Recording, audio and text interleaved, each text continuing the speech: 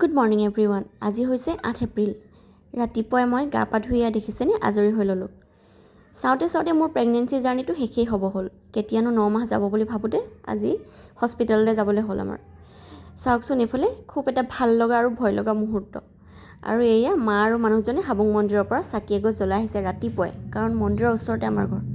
এয়া মই নিজৰ ৰুমটোৰ পৰা শেষবাৰৰ বাবে বস্তু বাহানি লৈ হস্পিটেললৈ বুলি ওলালোঁ। ভগৱানকে খাতিৰ কৰিছোঁ মই আৰু মোৰ বেবী অতি সোনকালে সুস্বাস্থ্যৰে যেন নিজৰ ৰুমটোলৈ আকৌ ঘূৰি আহোঁ। এয়া মোৰ ঘৰৰ মা আৰু শাহু মা আৰু মানুহজন, আমি 4জন ওলাইছোঁ। ভণ্টিও যাব, তাই যিহেতু চিলাপথাৰত থাকে সেইকাৰণে তাই বগীবিললৈকে আহিব। বগীবিলৰ পৰা আমি গোটেইকেইজন একেলগতে গুচি যাম। আৰু এটা কথা, আপোনালোকে বাৰু মোক যিসকলে হস্পিটেল বেগৰ ভিডিঅ' বিচাৰি আছিলে তেওঁলোকে মোৰ ভিডিঅ'টো চালে নাই বাৰু? মোৰ ইউটিউব চেনেলত দিয়া আছে, হাবুঙৰ বোৱাৰী সংগীতা দত্ত ব্লগছ বুলি আছে, তাতে পাব মোৰ হস্পিটেল বেগ পেকিঙৰ ভিডিঅ'টো। এবাৰ চাব দেই সকলোৱে।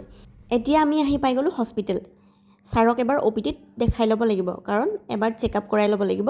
তাৰপিছত আমাক ৰুমত এডমিশ্যন দিব। ফাইনেলি আমি কেবিন এটা লৈ ল'লোঁ। কাইলৈ ৰাতিপুৱাই CS কৰিব। মনটো কেনেকুৱা লাগিব পাৰে আপোনালোকে ভাবকচোন। খুব এটা ভাল লাগি আছে আৰু ভয়ত মানে নিজে হস্পিটেলত কৰা তথাপিও ভয় এটা লাগি আছে। আৰু ৰাতি সকলোৱে ফোন চাই শুই গ'ল, কিন্তু মই গোটেই ৰাতিটো টোপনি নাই, চাতি ফুটি কৰি থাকোঁতেই গ'ল। কাইলৈ ভাল খবৰতে আকৌ লগ পাম।